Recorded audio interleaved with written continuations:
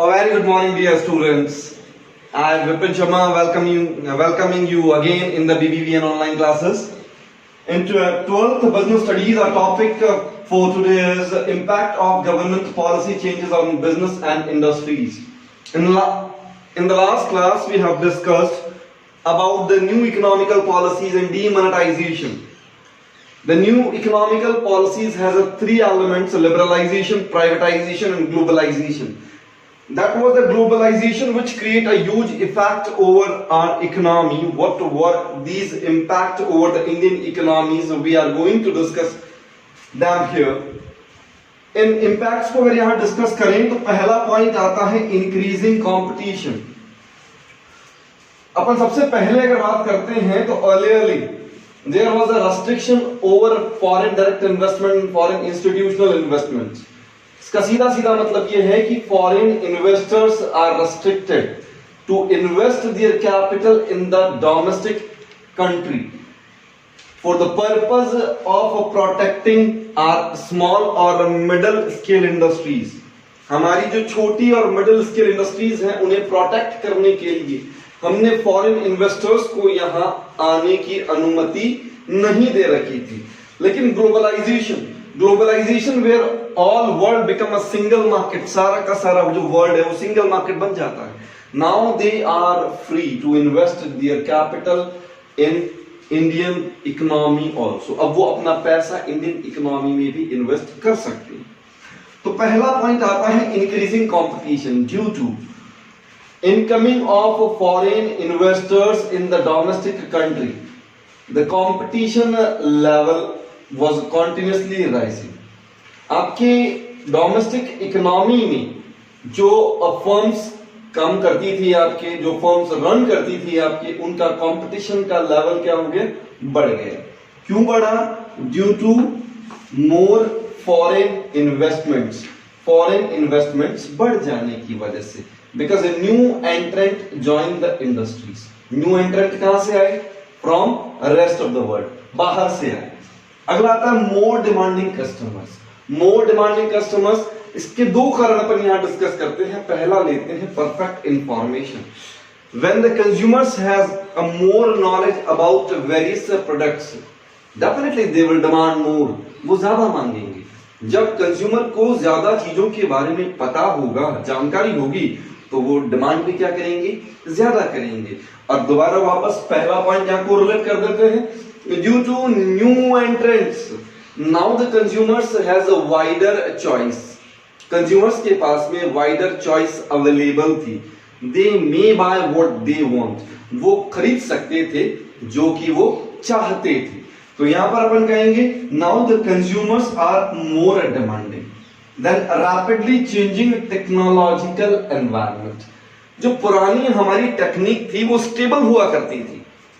यानी कि बिफोर 1991 अगर बात की जाती है, there was stability in the production policies और in the technologies. But when new entrant from rest of the world join the Indian industry, they come up along with their own updated technology. अब वो अपने साथ अपनी updated technology लेकर के Indian market में आ जाते हैं. अब अगर वो इंडियन मार्केट में अपनी अपडेटेड टेक्नोलॉजी लेकर के आ जाते हैं तो हमारे इंडियन मार्केट की तकनीक का जो स्तर है, टेक्नोलॉजी का जो लेवल है, वो क्या कर जाता है, अपग्रेड कर जाता है. It is known as rapidly changing technological environment. इन तीनों के पीछे अपन ने जो रीजंस पढ़े हैं वो क्या है, न्यू एंट्रेंट्स है. न्यू एंट्रेंट कहां से आए? रेस्ट ऑफ द वर्ल्ड से. अब अपन बात करते हैं necessity for change. Who need to change. Change करने की जरूरत किसको है? डोमेस्टिक इंडस्ट्रीज को. क्यों करने की जरूरत है? Because there was a cut throat competition. Because there was a cut throat competition between the new industries and the existing industries. If existing industries want to compete with the competition or compete in the market, they will have to make changes in their policies. उन्हें भी अपनी policies में क्या करने पड़ेंगे, परिवर्तन करने पड़ेंगे. किसे करने पड़ेंगे? एग्जिस्टिंग फर्म्स को करने पड़ेंगे. क्यों करने पड़ेंगे? क्योंकि कंपटीशन का लेवल क्या हो चुका है, बढ़ चुका है. कंपटीशन का लेवल क्यों बढ़ा? कारण क्या था उसका? कंपटीशन का लेवल बढ़ने का कारण क्या था कि new entrants rest of the world से इंडियन मार्केट में आ जाते हैं। न्यू एंट्रेंट क्यों आए? Due to the globalisation policy. ठीक है, ग्लोबलाइजेशन की वजह से है। अगला आता है need for developing human resources. पहले अगर पुराने समय की बात करते हैं तो अपन कहते हैं कि भाई the human resource what we have और what the Indian industries has. Indian industries के पास में जो ह्यूमन रिसोर्स थे दे वर अनट्रेन्ड। अब अनट्रेन्ड थे, इनकेपेबल थे। अब अगर अनट्रेन्ड और इनकेपेबल लोगों के साथ में अपन प्रोडक्शन करते थे, do you think would be able to compete with the stable industries? नहीं ना, क्योंकि कंपटीशन का लेवल बढ़ गया। तो हमारे साथ में जो अब कंपटीशन हमें करना होगा वो स्टेबल इंडस्ट्रीज के साथ करना होगा। तो स्टेबल इंडस्ट्रीज को कॉम्पीट करने के लिए हमें हमारे ह्यूमन रिसोर्स का डेवलपमेंट करना ही होगा। अब ह्यूमन रिसोर्स अगर डेवलप करेगा, in that case only we may be increase our efficiency. हम हमारी एफिशिएंसी को इंक्रीज कर पाएंगे। अगला पॉइंट आता है आपके पास में मार्केट ओरिएंटेशन। मार्केट ओरिएंटेशन के बारे में बात करें तो अर्लियरली इन 1990 before 1991 firm first produce goods and services or firm first produce goods and then go to market and sell them। Firm पहले गुड्स प्रोड्यूस करती थी और उसके बाद में मार्केट में सामान बेचने जाती थी। But the condition has changed now. Condition अब बदल चुकी थी। कंडीशन क्यों बदल चुकी थी?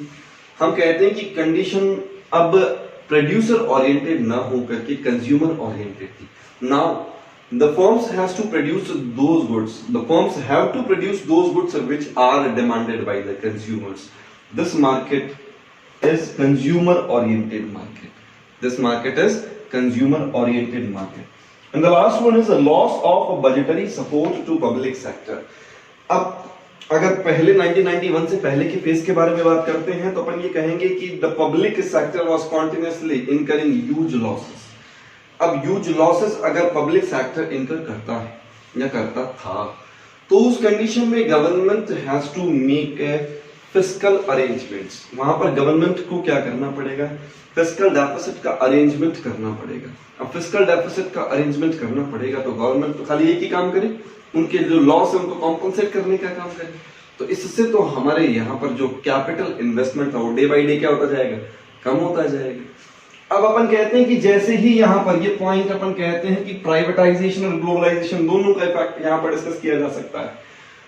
अब private sector as well as the foreign institutions are in the Indian market to compete with the public sector. If public sector wants to earn profits, if public sector wants to retain in the market, they have to increase their efficiency, they will have to work। उन्हें काम करना ही होगा, उन्हें अपनी efficiency को increase करना ही होगा।